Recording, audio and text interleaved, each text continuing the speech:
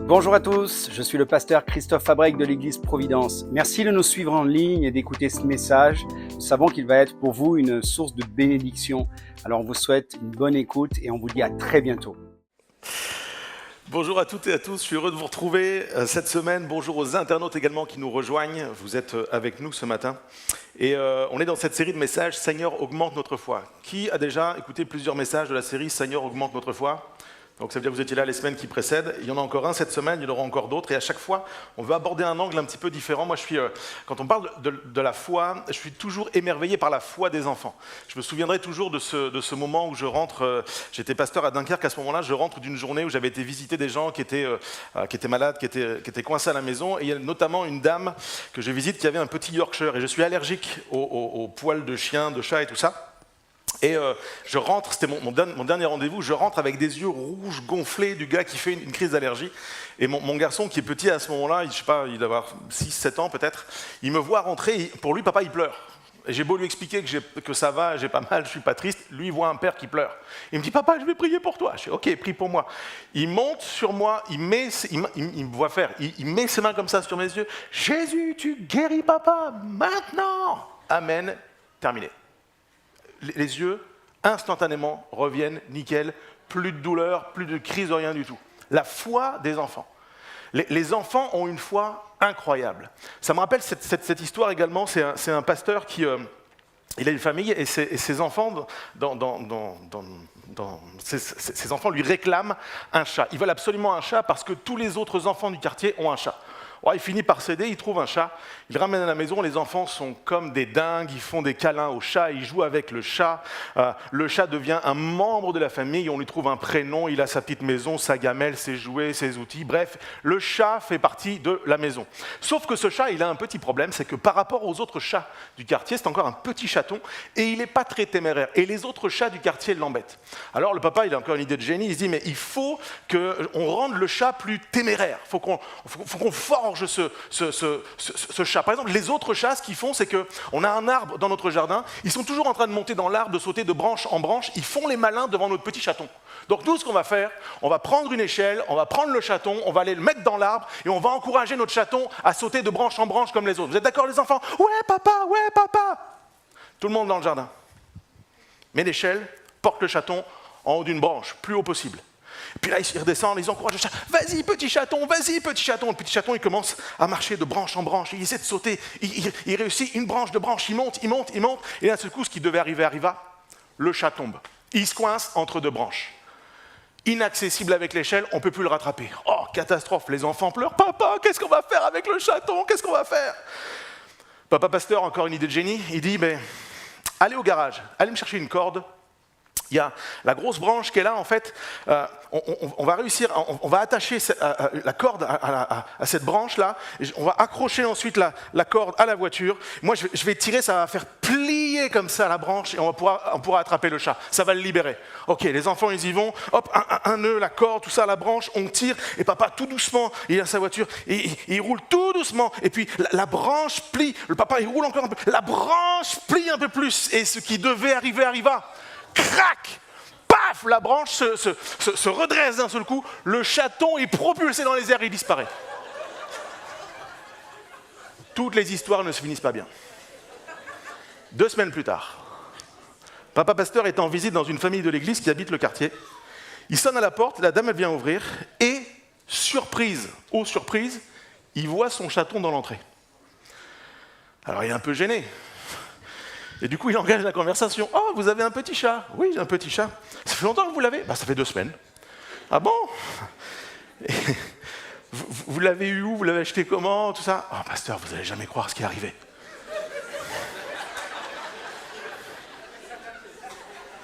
Allez-y, sait-on jamais. Écoutez, notre petit garçon, ça fait des mois qu'il nous tanne pour avoir un chat. Et nous, avec son papa, on ne veut pas. On veut pas de chat à la maison, on ne veut pas être embêté avec un chat. Et puis, on n'en pouvait plus de lui dire non, de négocier avec lui. On lui a dit, écoute, t'as qu'à prier. Et on était dans le jardin, on était en train de manger dehors tranquillement, et on était à table. Et quand on a dit à notre fils, t'as qu'à prier, puis si Dieu veut que t'aies un chat, il va nous envoyer un chat. Eh bien, vous me croyez pas? Il est sorti de table, il s'est mis à genoux, il a prié, il n'avait pas dit amen, il y a un chat qui est arrivé du ciel.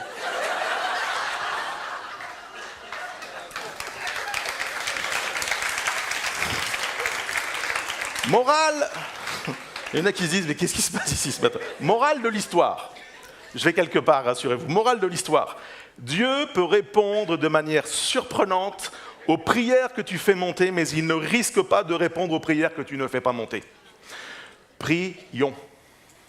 Exerçons notre foi comme un enfant qui dit « moi je crois que c'est possible », un enfant qui vient te voir et qui sait que il est conscient parfaitement que tu peux, que tu as la réponse, que tu as le pouvoir, que tu as l'autorité, et il te supplie, il demande et il sait qu'il va recevoir.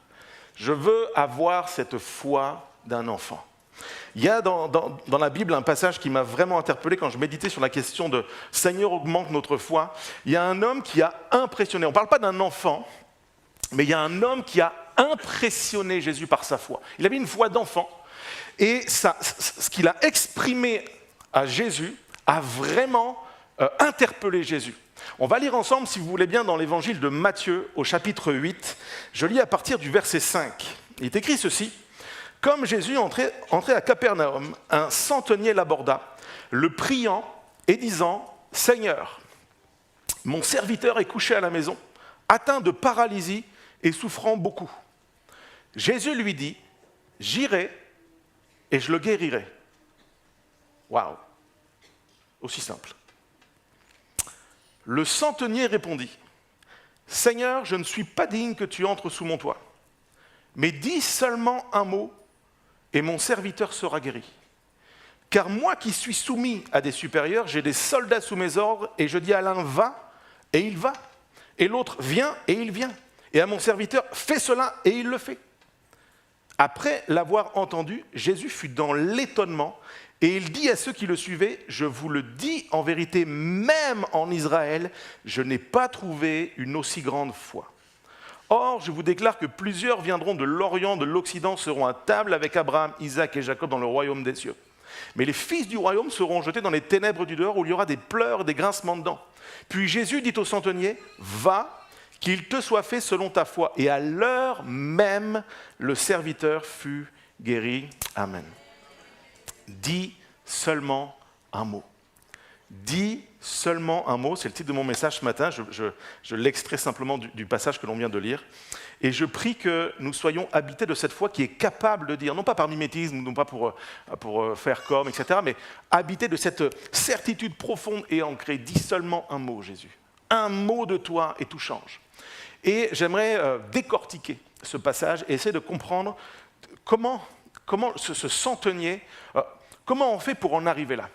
La première pensée que j'aimerais vous partager, c'est que cet homme nous enseigne, ce centenier nous dit qu'il faut avoir la foi de s'exposer. Comme Jésus entrait à Capernaum, un centenier l'aborda, le priant en disant « Seigneur, mon serviteur est couché à la maison, atteint de paralysie et souffrant beaucoup. » Premièrement, il faut comprendre que ce qu'on vient de lire là demande à cet homme énormément, mais vraiment énormément de courage.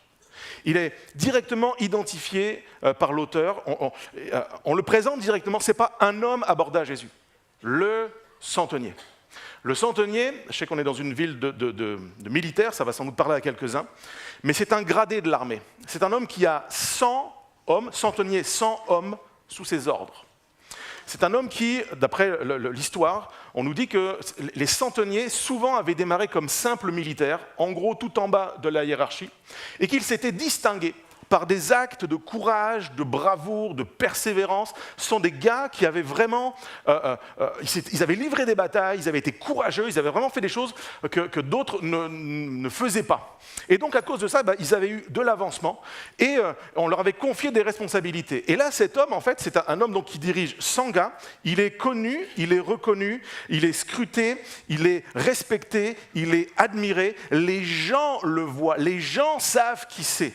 Il a une fonction, il a une position, et il fait partie de ces gens qui vouent un amour, un respect à sa patrie, à l'Empire, à l'armée. C'est un homme d'engagement, c'est un homme qu'il représente également au milieu du peuple de Dieu l'envahisseur. D'accord ? C'est pas l'armée qui défend Israël, c'est l'armée qui a envahi Israël.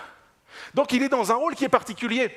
Il ne peut pas montrer aucune forme de faiblesse, aucune forme de manque de courage. Et là, cet homme qui représente tout ce que les Juifs de l'époque, tout ce que l'ennemi à leur porte, il les a envahis, cet homme de fonction, de mission, d'apparat vient vers Jésus. Et les habits du centenier parlent de ses exploits, ses grades. Les armes parlent de son pouvoir, de son autorité. Sa réputation parle de son engagement total. C'est un homme qui a quitté son territoire, quitté son pays pour venir jusqu'en Israël. Et pas pour rencontrer Jésus, il est venu pour accomplir sa mission. Ces hommes sont là, ils le regardent. Les 100 hommes du centenier sont formés par le centenier.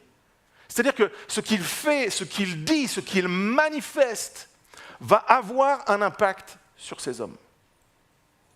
Il est connu et reconnu. Il a tout intérêt à garder une réserve quand il est en public. Il m'a été donné plusieurs fois de croiser quelques-uns de nos frères et sœurs ici en tenue de militaire. Et je sais qu'il y a tout un protocole. Tu n'arrives pas comme ça à la base. Bonjour frère, comment tu vas ? Tu ne peux pas faire ça. Il y a le protocole, il y a une tenue, il y a une certaine distance à avoir. Et c'est totalement normal et respectable, je n'ai pas de souci avec ça.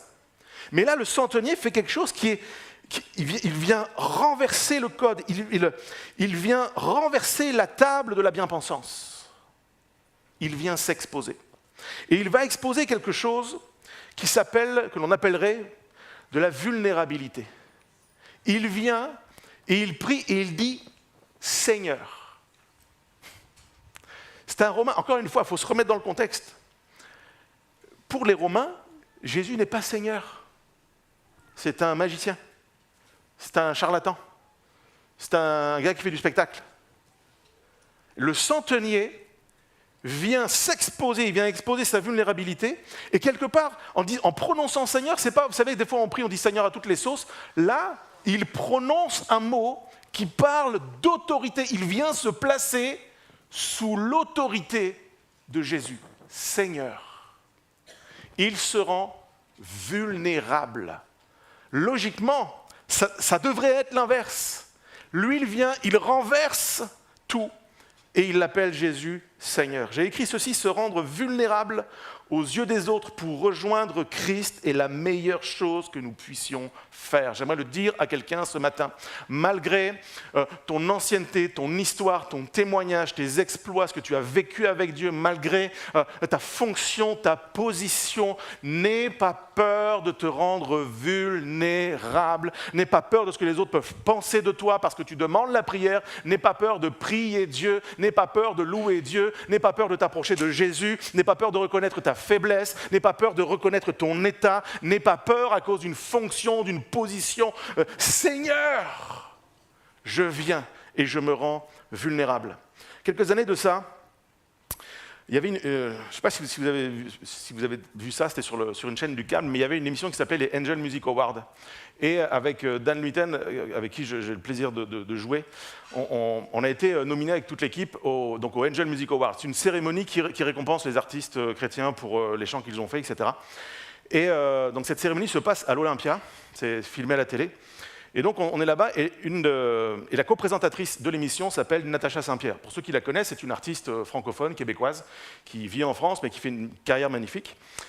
Et donc il se trouve qu'elle a sa loge à côté de la nôtre. Et donc dans la journée, évidemment, on s'est croisés, on a fait connaissance, on s'est parlé.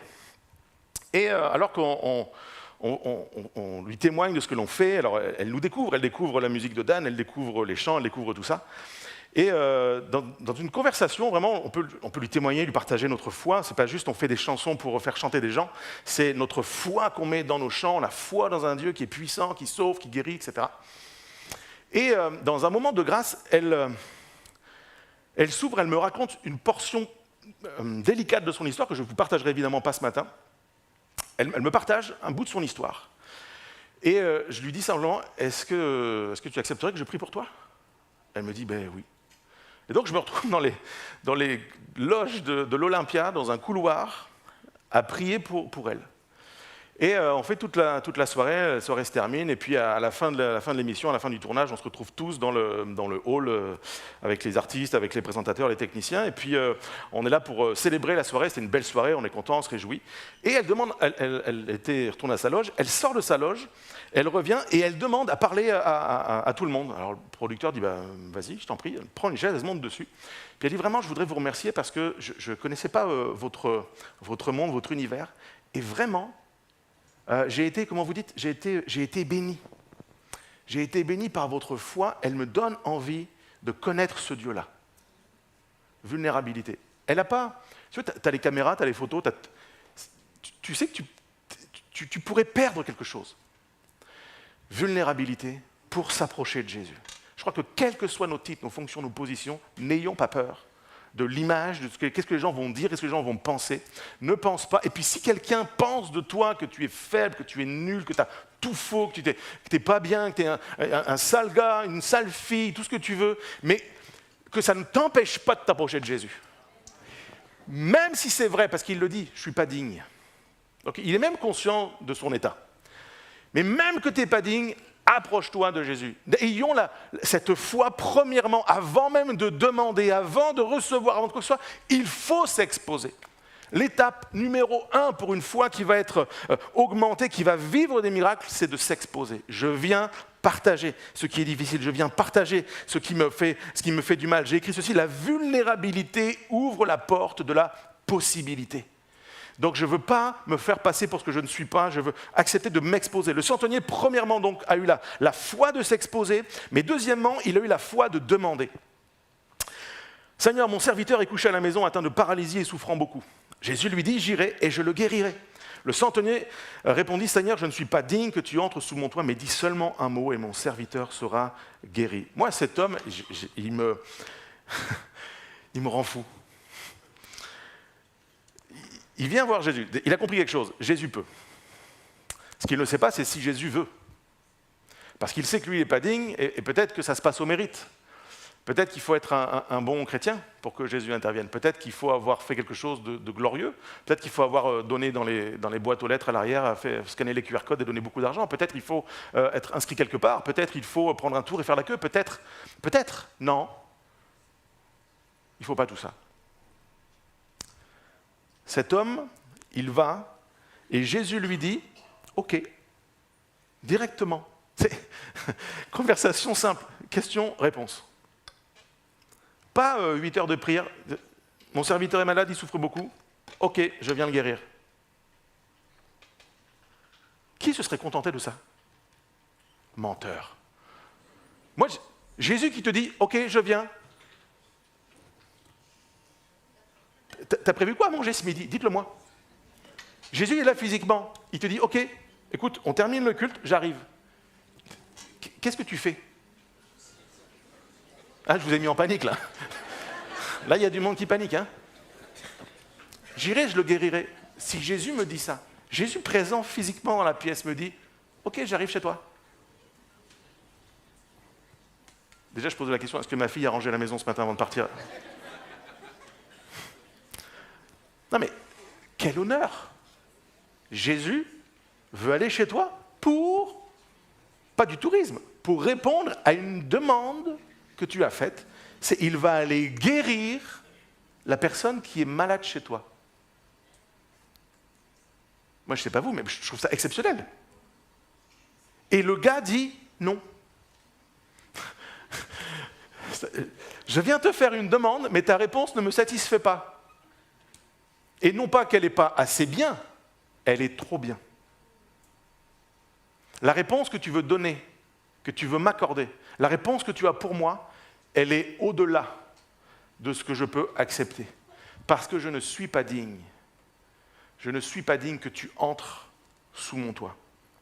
Ce qui me touche également chez cet homme, vraiment, il est impressionnant. Je comprends pour avoir creusé l'histoire, avoir médité dessus, je comprends à quel point Jésus a été surpris. Il ne vient pas pour lui, il vient pour quelqu'un.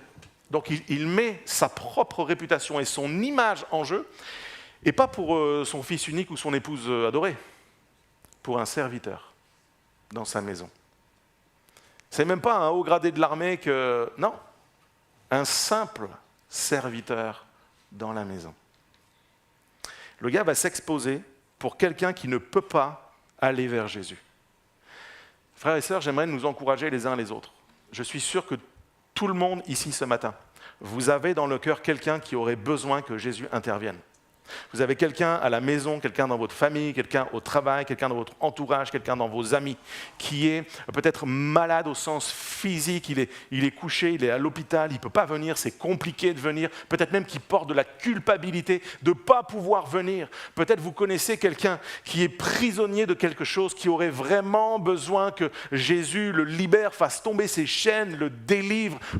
Cette personne-là devrait être là ce matin et elle ne veut pas, elle ne peut pas, elle est coincée dans son addiction, coincé dans sa misère, coincé avec son problème. Quelqu'un qui souffre.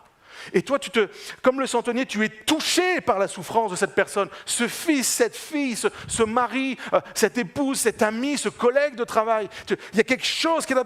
J'ai mal pour lui. Et c'est toi qui es là. Et tu aimerais tellement que l'autre demande. T'aimerais tellement, et je le comprends tellement, je le comprends. T'aimerais tellement que ce soit ton fils ou ta fille qui crie à Dieu. T'aimerais tellement que ce soit ton ami qui crie à Dieu, qui soit là, s'approche à la fin, au temps de prière avec l'équipe, et tu serais là dans les rangs, tu dirais « Alléluia Seigneur, tu le bénis !» Mais il n'est pas là. Aurons-nous ce matin la foi de nous approcher de Jésus pour quelqu'un, la foi de demander la guérison, la restauration, la libération pour quelqu'un, mais je vais aller le chercher moi-même. Je ne peux pas aller chercher le salut pour quelqu'un, je ne peux pas par ma vie sauver quelqu'un, je peux prier pour le salut de quelqu'un, mais je ne vais pas obtenir le salut pour quelqu'un. Le salut, c'est vraiment une personne qui se tourne vers Jésus, reconnaît son état et le reçoit. Mais le centenier, c'est même pas ça qu'il est venu faire. Et si quelqu'un n'est pas sauvé, approche-toi à l'appel. Viens chercher le pardon de tes péchés ce matin. Mais pour quelqu'un qui dit, moi je me bats, je me débat dans le cœur, dans mes pensées, pour une situation, pour un membre de ma famille, quelqu'un que j'aime, je suis touché, approche-toi, ose demander, ose faire ce que ce centenier a fait. Moi, il me donne de l'espoir. Il me donne de l'espoir parce qu'à cause de ce qu'il va dire, je ne suis pas digne. Je ne suis pas digne et objectivement, il n'est pas digne. Il fait du mal au peuple de Dieu. Il n'est pas digne. Et je pense que certains disciples ont dû être indignés. Oh, Jésus, c'est un centenier. Oh, c'est ceux qui nous rasent tout le temps, là. Ils prennent nos impôts, ils nous saignent à blanc, on ne fait pas ce qu'on veut. Tu ne vas quand même pas faire quelque chose pour l'ennemi.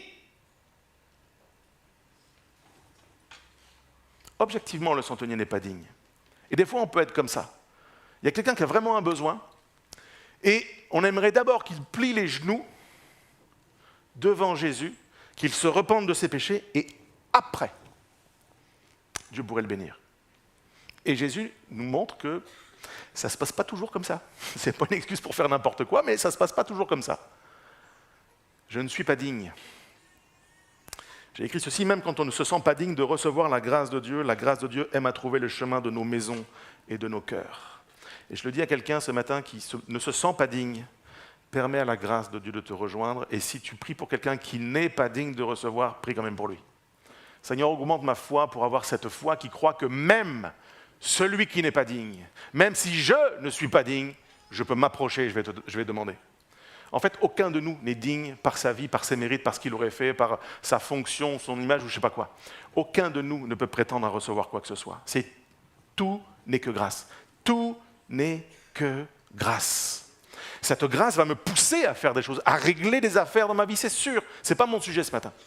Mais ne nous privons pas de la grâce parce qu'on ne se sent pas digne. C'est justement parce qu'on ne se sent pas digne qu'on peut être au bénéfice de la grâce. La grâce, c'est une faveur imméritée. Je ne le mérite pas, et Dieu me le donne.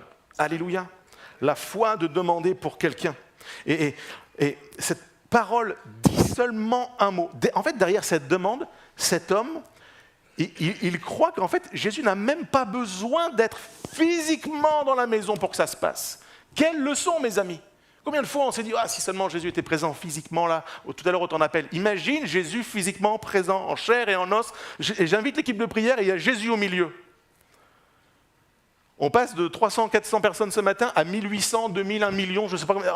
Le bruit irait très vite à Instagram, tout le monde serait branché. Jésus est dans la pièce! Ça arriverait de partout. Jésus nous montre, je n'ai pas besoin d'être physiquement dans la pièce. Oh Seigneur, je veux cette foi. Dis seulement un mot. Un jour, l'apôtre Pierre a dit, si c'est toi, ordonne que j'aille vers toi.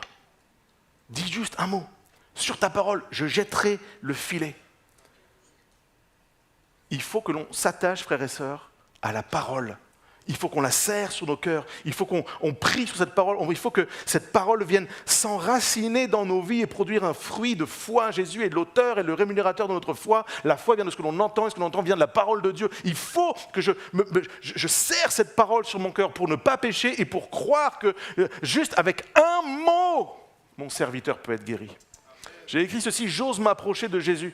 Malgré ce que mon entourage en pense, je lui expose la vérité de ma souffrance, je reconnais mon indignité et je m'attends à sa parole que je sais être efficace. La parole de Dieu ce matin est encore efficace. Il n'est pas présent au milieu de nous physiquement, mais il est présent par son esprit. Il n'éteint pas le lumignon qui fume encore, il relève encore le faible, il fortifie celui qui a les genoux chancelants, il redresse ce qui est courbé, il est l'auteur et le rémunérateur de notre foi. Dis seulement un mot, Seigneur, ce matin. Dis seulement un mot. Premièrement, je m'expose. Deuxièmement, je demande, même pour quelqu'un qui n'est pas là, mais j'ai la foi que, alors que je suis là, que tu es là, tu peux faire quelque chose, même pour ceux qui sont absents. Et enfin, troisièmement, il a la foi de ramener. Jésus va dire au centenier, va, qu'il te soit fait selon ta foi, et alors même le serviteur fut guéri. La foi de ramener. En fait, ce centenier il va se séparer de Jésus, il va rentrer chez lui, et Jésus ne viendra pas chez lui. Je l'ai dit, le premier scénario aurait dû être que Jésus se rende sur place. Ça paraissait évident, c'est ce que Jésus voulait faire, et ce n'est pas ce qui s'est passé. Mais cet homme va partir, et il a cette assurance que Jésus a l'autorité. En fait, on doit comprendre ceci, c'est que pour ramener la bénédiction à la maison, ça ne dépend pas de nous, ça dépend de l'autorité de Jésus. Si tu comprends ça ce matin, j'ai fait mon job. Ça ne dépend pas de mes mérites. Si je prie, la réponse est liée à l'autorité de Jésus. Jésus a l'autorité pour que tu repartes de ce lieu avec la certitude, l'assurance, la réponse à la prière que tu fais monter. Tu peux repartir, nous pouvons les uns et les autres repartir de ce lieu ce midi avec quelque chose en plus, avec l'assurance qu'il a dit un mot et la chose arrive. J'ai écrit ceci, sa parole est suffisante pour mon foyer, pour mes défis, pour rencontrer mes besoins. Alors je dis amen à ce que Jésus dit. Qu'il te soit fait selon ta foi. Jésus le dit encore à quelqu'un ce matin. Qu'il te soit fait selon ta foi. Jésus te dit, je suis l'Éternel qui te délivre. Jésus dit, je suis avec toi tous les jours, jusqu'à la fin. Amen. J'ai pour toi aussi un avenir et de l'espérance. Amen. Je le veux, sois pur. Amen. Satan t'a réclamé pour te cribler, dit Jésus. Mais j'ai prié pour ta foi, pour que ta foi ne défaille pas. Amen. Je m'accroche à cette parole. Dis seulement un mot. Avec quoi espères-tu rentrer ce midi à la maison? On a vécu un bon moment de louange. Ah, Aurore, merci pour ce temps. Puis le cœur de louange, j'aime bien quand il chante, ça fait des voix, c'est joli. Ah, puis c'est bien, on a pris le repas du Seigneur, c'était magnifique. Et tout ça est bien. Je m'investis à tous les étages, je suis pour. Il n'y a pas de mépris dans ce que je suis en train de vous dire. On peut donner une note au prédicateur. Attendez que je sorte. Et on peut repartir. on peut repartir de ce lieu en ayant entendu dans nos cœurs Jésus prononcer quelque chose. Et tu peux le ramener à la maison. Tu peux ramener l'exaucement, la certitude, l'assurance que la parole de Dieu va s'accomplir pour ton foyer, pour ton couple, pour tes fils, tes filles, pour ton travail, pour ton entreprise, pour ta situation. Je pars de ce lieu avec de l'assurance. Jésus est là, il a entendu. Jésus a prononcé quelque chose. Je le prends, je l'emmène avec moi. J'aimerais, en préparant ce dimanche, je me dis, quelle parole quelqu'un a besoin d'entendre? Peut-être spécifique. Quelqu'un qui a besoin de repartir, qui est venu avec une question, avec une demande, avec une attente, avec une blessure. Qu'est-ce que tu aurais besoin d'entendre? Et peut-être déjà des choses qui t'ont parlé, tu dis Amen et tu dis oui, je le prends. Peut-être que tu as besoin d'entendre ce matin, je te pardonne moi aussi, de la part de Dieu. Je te pardonne. Pardonne à ton tour. Relâche l'amertume et la colère. Dieu voudrait dire à quelqu'un, je t'ai parlé déjà. Tu lui demandes qu'il te dise à nouveau quelque chose parce que ce qu'il t'a dit ne te convient pas. Et Dieu te dit, je t'ai déjà parlé, commence simplement à vivre. Commence à vivre ce que je t'ai dit. Peut-être quelqu'un a besoin d'entendre patience, ma grâce te suffit. Tu es dans un chemin de souffrance et toi tu dis, mais ouais, je prie pour vivre ce que le centenier, ce que son serviteur a vécu. Et peut-être que la réponse de Dieu ce matin pour toi c'est patience, ma grâce te suffit. Peut-être quelqu'un a besoin d'entendre, mon amour pour toi n'a pas changé alors que toi tu as changé et que tu fais n'importe quoi. Mais mon amour pour toi n'a pas changé. Laisse-toi gagner par cet amour. Laisse-toi renverser par cet amour. Fais demi-tour par et pour cet amour. Peut-être quelqu'un a besoin d'entendre ce matin que toute arme forgée contre lui est brisée. Et tu peux arrêter de vivre dans la peur, tu peux arrêter de vivre avec toutes sortes de choses, de pensées qui t'assaillent, je ne suis pas capable, je ne vais pas y arriver, je suis nul, c'est trop cher, c'est trop loin, c'est trop dur, c'est trop comme si, c'est pas assez comme ça. J'ai peur d'y aller, j'ai peur de le faire, j'ai peur de vivre pour Jésus, j'ai peur. Et Dieu te l'affirme ce matin à travers ma bouche et la prière que tu as peut-être fait monter en venant ce matin au culte. Toute arme forgée contre toi est nulle et sans effet. Go! Vas-y! Pars avec ça. Tu peux tout par celui qui te fortifie. Seigneur, augmente ma foi parce qu'il est hors de question que j'entende ta parole ce matin et que je la laisse ici. Tellement souvent, je plaide coupable. J'ai entendu une parole qui m'a fait du bien, qui m'a encouragé, qui m'a relevé, qui a boosté ma foi. Je n'ai pas passé la porte. Je n'ai pas passé la porte que j'avais laissée à ma place. Regarde ta chaise et dis-lui, je ne vais pas emmener la chaise, j'emmène la bénédiction qui est dessus. La bénédiction, ce n'est pas la chaise, c'est ce que tu m'as donné, c'est ce qui est en moi, c'est cette parole, je l'emmène, j'emmène la parole que tu plantes en moi, je ne l'enlève pas à la fin du culte pour dire je reviendrai la semaine prochaine, bouge pas, ça va être bien, la série n'est pas finie. Non, je repars avec une foi qui est augmentée. À la fin de cette célébration, quand tu vas rentrer à la maison, rentre avec la parole que Dieu a semée dans ton cœur. J'aimerais à la fin de ce message, et je demande aux musiciens de revenir, il y a quelques années de ça, je partage un témoignage, je vivais, c'est à l'époque où j'étais pasteur à Bordeaux, et il y a un collègue, un ami pasteur qui m'a invité à l'église de Marmande, donc dans le sud-ouest. Il m'invite, comme vous le savez, ceux qui fréquentaient l'église habituellement, je suis absent une semaine sur deux, pour aller faire des missions à droite à gauche. Et ça s'inscrit dans ce cadre-là. Je me rends donc un week-end à l'église de Marmande. Et on a bâti tout un programme. Il a bâti tout un programme qu'il m'a demandé de suivre. Et dans le programme de ce week-end, le vendredi soir, il y a une soirée de louanges intimiste, un peu comme on fait le mardi soir toutes les 6 semaines. Et donc je suis là dans ce temps de louange avec ma guitare, j'emmène l'église dans un moment de cœur à cœur avec Dieu. On vit un super moment et au milieu de cette soirée-là, je sais pas, c'était pas prévu, mais j'ai vraiment à cœur de prier pour les malades. Et je lui demande si je peux, il me dit pas de souci, je demande s'il y a des malades, on prie pour eux, on prie pour les malades. Et je sais pas, je suis poussé dans ce moment-là à prier pour quelqu'un qui a un problème au poignet. Je suis convaincu qu'il y a une personne qui a un vrai problème au poignet. Et il faut que je prie pour une personne qui a un problème au poignet. Et donc je me débat, je lutte avec la pensée, je fais Seigneur, c'est tellement précis, je ne veux pas faire n'importe quoi, je ne veux pas me tromper. Bon, allez, j'y vais, sur ta parole, j'y vais. Et je dis voilà, il y a quelqu'un ici qui a un problème au poignet, j'aimerais pouvoir prier pour toi. Si Dieu me le dit, c'est assurément pas juste pour que j'ai l'information, c'est pour que tu sois guéri ce matin de ton poignet. Alors, lève ta main, lève ton poignet, et que je puisse t'identifier, que je puisse prier pour toi. Personne. Oui. Alors, je raconte l'histoire, mais on va prier pour vous tout à l'heure, sans problème. Que Dieu vous bénisse et vous guérisse maintenant. Je suis dans cette soirée, dans cette réunion, et la personne pour qui je dois prier, manifestement, soit elle n'est pas là, soit elle n'y va pas. Et ça, c'est troublant quand tu communiques un don spirituel, c'est troublant. Et donc, la soirée se termine, on continue, la soirée se termine, et je dis toujours, dans ces moments-là, quand si vous avez reçu une parole, quelque chose, venez me voir, venez trouver le pasteur de l'église, on a besoin.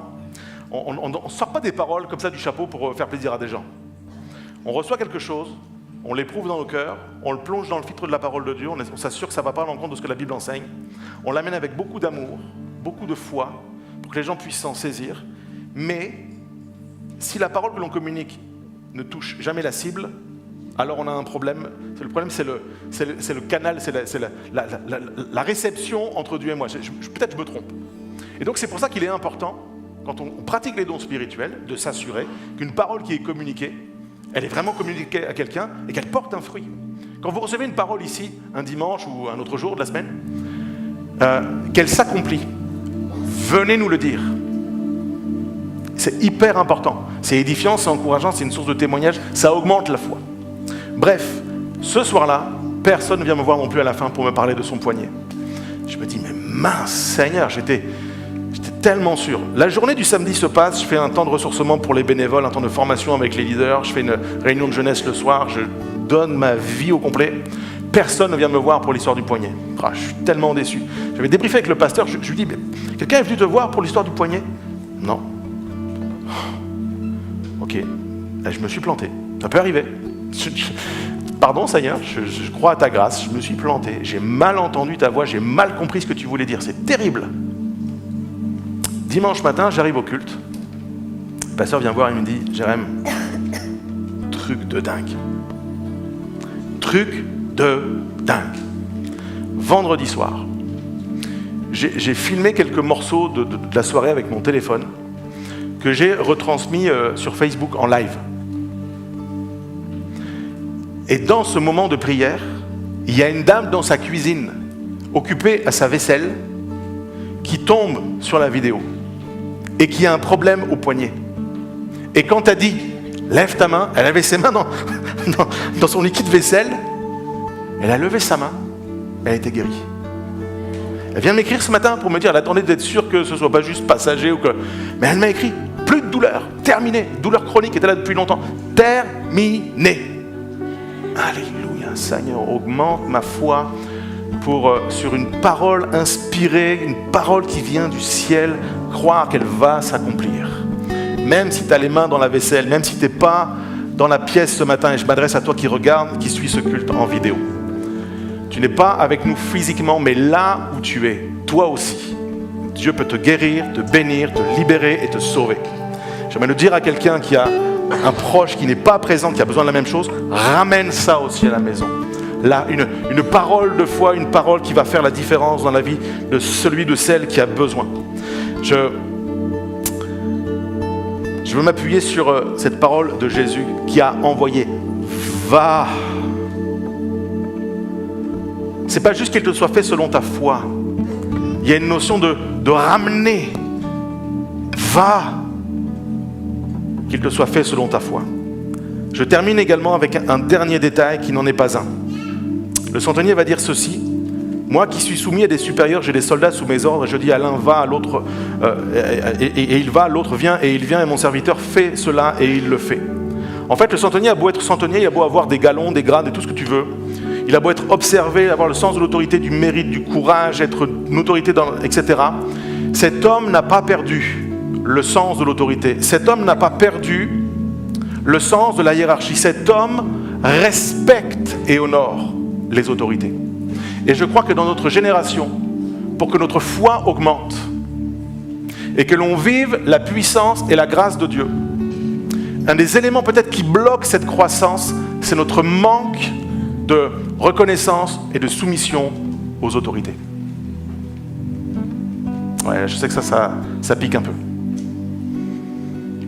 Si je m'assois avec toi pendant 1 heure et que je te demande de me citer qui sont les autorités dans ta vie et comment tu parles d'elles, je serais curieux de savoir comment tu parles du maire de ta ville.